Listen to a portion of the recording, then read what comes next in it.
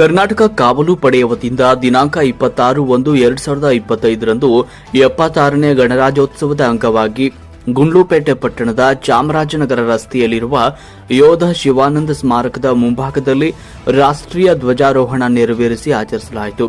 ಈ ಸಂದರ್ಭದಲ್ಲಿ ಕಾವಲು ಪಡೆಯ ತಾಲೂಕು ಅಧ್ಯಕ್ಷರಾದ ಎ ಅಬ್ದುಲ್ ಮಾಲಿಕ್ ಅವರು ಮಾತನಾಡಿದರು.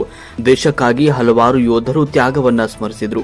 ಇದೇ ವೇಳೆ ತಾಲೂಕು ಕಾರ್ಯದರ್ಶಿಗಳಾದ ಎಸ್ ಮುಬಾರಕ್ ಅವರು, ತಾಲೂಕು ಗೌರವಾಧ್ಯಕ್ಷರಾದ ರಾಮೇಗೌಡ, ತಾಲೂಕು ಸಂಚಾಲಕರಾದ ಕುಂಜಟ್ಟಿ, ಟೌನ್ ಉಪಾಧ್ಯಕ್ಷರಾದ ಸಾದಿಕ್ ಬಾಷಾ, ಟೌನ್ ಸಂಚಾಲಕರಾದ ಮಿಮಿಕ್ರಿ ರಾಜು, ಮುಂಟೇಪುರ ಮಾದಯ್ಯ, ರವಿಕುಮಾರ್ ಸೇರಿದಂತೆ ಸಾರ್ವಜನಿಕರು ಉಪಸ್ಥಿತರಿದ್ದರು.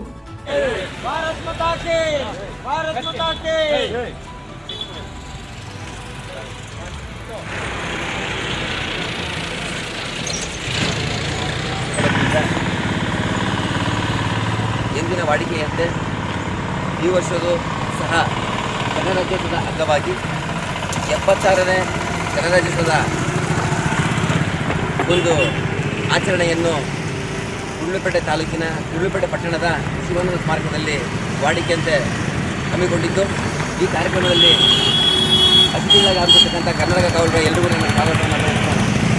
ಅದೇ ರೀತಿ ಈ ಒಂದು ಕಾರ್ಯಕ್ರಮದ ನೇತೃತ್ವವನ್ನು ತಾಲೂಕು ಅಧ್ಯಕ್ಷರಾದ ಅಬ್ದುಲ್ ಮಾಲಿಕ್ ಅವರು ವಹಿಸಿದ್ದು, ಅವರು ಈ ಸಭೆಯನ್ನು ಉದ್ದೇಶಿಸಿ ಮಾತನಾಡಲು ಕೇಳಿಕೊಳ್ತಾರೆ. ಆತ್ಮೀಯ ಕನ್ನಡದ ಮನಸ್ಸುಗಳೇ, ಇವತ್ತು 26/1/2025 75 ಮುಗಿದು 76ನೇ ಗಣರಾಜ್ಯೋತ್ಸವದ ಒಂದು ಶುಭ ದಿನದಲ್ಲಿ ನಾವಿದ್ದೇವೆ. ಈ ಸಂದರ್ಭದಲ್ಲಿ ಇವತ್ತು ಸಂವಿಧಾನ ಸಮರ್ಪಣಾ ದಿನಾಚರಣೆ ಕೂಡ ಜಾಸ್ತಿ ಹೇಳಕ್ಕೆ ಬಯಸಲ್ಲ. ಹಲವಾರು ಕಾರ್ಯಕ್ರಮಗಳು ಚಾಮರಾಜನಗರ ರಸ್ತೆಯಲ್ಲಿರ್ತಕ್ಕಂತಹ ಅಬ್ದುಲ್ ವಕೀಲ್ ಸಾಬ್ ರಸ್ತೆಯಲ್ಲಿರ್ತಕ್ಕಂತಹ ಶಿವಾನಂದ ಸ್ಮಾರಕದಲ್ಲಿ ನಾವು ಸತತವಾಗಿ 14 ವರ್ಷದಿಂದ 3 ಕಾರ್ಯಕ್ರಮ ಕೊಡ್ತಾ ಇದ್ದೇವೆ.